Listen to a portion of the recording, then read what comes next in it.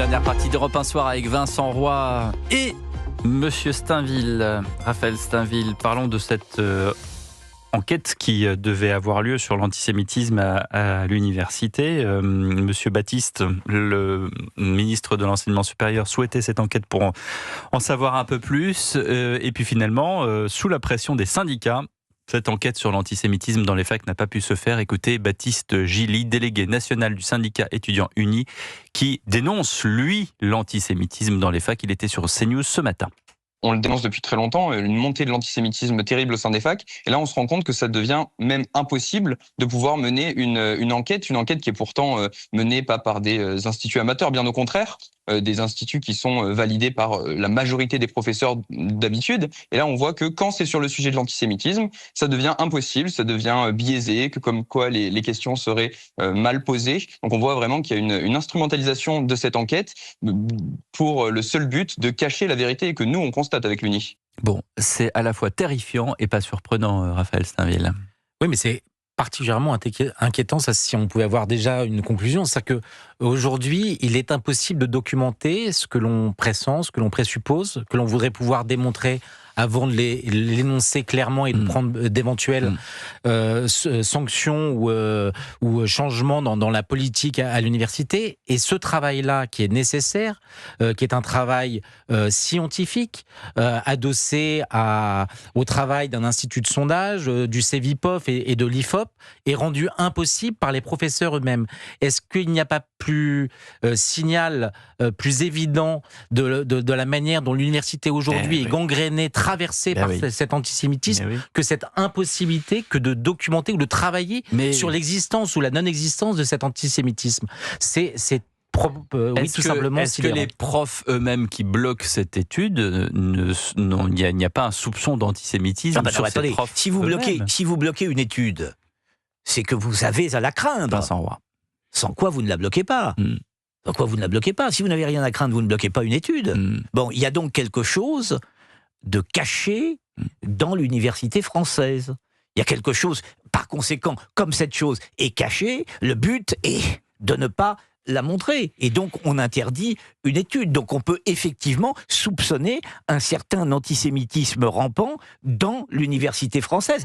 À preuve, alors même qu'on veut étudier la question, il y a refus sur le fait même d'étudier cette question. Ça veut bien dire qu'on nous cache quelque chose. Alors vous me direz, c'est un secret de polichinelle, puisque on sait bien quelle idéologie règne dans l'université à l'heure où nous nous parlons. Bon, donc rien de nouveau, si j'ose dire, sous le soleil. Mais le fait de ne pas laisser cette étude aller au bout signe quelque chose. Pour moi, en tous les cas, à tout le moins, c'est extrêmement signifiant. Raphaël, c'est intéressant parce que, souvenez-vous, il y a encore quelques mois, on évoquait l'islamo-gauchisme au sein de l'université.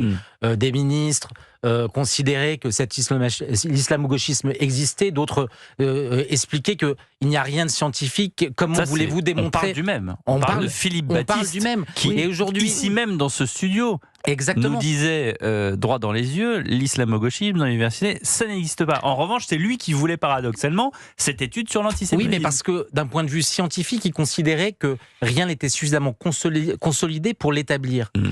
Mais il devait avoir quand même un certain nombre de capteurs qui devaient l'aiguiller dans ce sens. Probablement que ça l'honore. Peut-être que son côté scientifique, parce que c'est un scientifique de formation, ce côté scientifique l'a poussé justement à essayer d'aller jusqu'au bout de sa logique et que ses intuitions soient corroborées par des faits établis, indiscutables. Ces 44 pages auxquelles les professeurs devaient répondre leur garantissaient en plus un anonymat. Il ne s'agissait pas au lendemain de la publication de cette étude que tel ou tel professeur qui aurait mal répondu ou en tout cas qui aurait été confondu dans son antisémitisme soit viré. Non, il fallait juste comprendre le mal qui existe peut-être dans nos universités. Je dis peut-être, même si j'ai des certitudes. Regardez ce qui s'est passé aux États-Unis.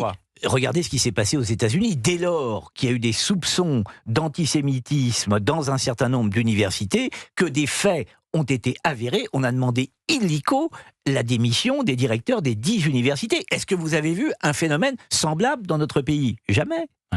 Voilà. Et pendant ce temps, et c'est assez disruptif pour ne pas employer un autre mot, Amnesty International accuse aujourd'hui, et c'est la première fois depuis le 7 octobre 2023.